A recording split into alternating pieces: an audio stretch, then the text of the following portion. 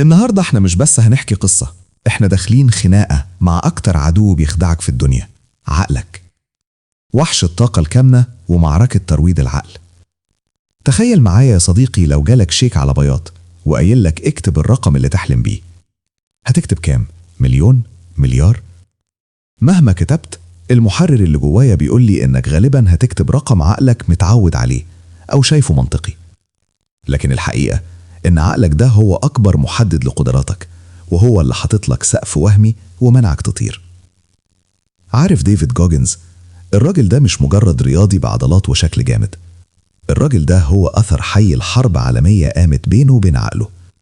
جوجنز بيقول لنا إننا عايشين في سجن من صنع أفكارنا. بنقول لنفسنا: ما أقدرش أصحى الساعة 5، ما أقدرش أسبح، ما أقدرش أذاكر أكتر من ساعتين. الحقيقة إنك تقدر، بس السيستم عندك محتاج إعادة ضبط مصنع. خليني أحكي لك الزتونة في موضوع الطاقة الكامنة ده بمثال بسيط. تخيل إنك بتجري في تراك وقلت لنفسك: خلاص أنا جبت آخري، مش قادر أخد خطوة تانية. في اللحظة دي بالظبط لو طلع وراك أسد جائع، هتعمل إيه؟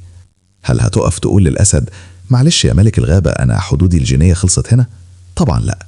هتجري بسرعة الصاروخ وتكتشف إن كان عندك طاقة مرعبة ما كنتش تعرف عنها حاجة.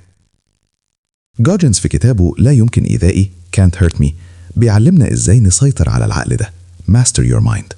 هو مش بيؤمن بحاجة اسمها تحفيز أو motivation. ليه؟ لأن التحفيز عامل زي السكر، بيديك طاقة لحظية وبعدين يحبطك. هو بيؤمن بالانضباط وكسر قيود العقل بالصدمات. تخيل إنه بيروح الجيم من غير سماعات أغاني. ليه؟ عشان يفضل طول الوقت وش لوش مع صوته الداخلي اللي بيقول له: كفاية يا ديفيد، ارحم نفسك. فيرد عليه ويقول له: لا، أنا اللي سايق هنا. الفيلسوف اليوناني هيراكليتس كان بيقول كلمة مرعبة عن الجيوش. قال إن من كل 100 جندي 10 مفروض ما يكونوش موجودين أصلا، 80 مجرد بيادق أو دروع بشرية، 9 مقاتلين حقيقيين، وواحد فقط هو المحارب الحقيقي. جوجنز بيسألك: أنت مستعد تكون الواحد ده؟ مستعد تدخل حرب مع عقلك وتعيد توصيل أسلاكه؟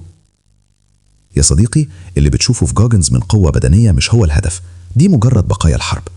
الهدف الحقيقي هو إنك لما عقلك يحاول يفرملك ويقولك ده آخرك، تبتسم وتقوله: أنت لسه ما شفتش حاجة.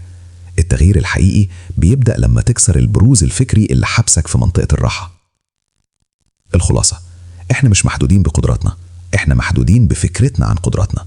ارمي الشيك اللي على بياض ده واكتب عليه: أنا المحارب، وابدأ الحرب النهاردة.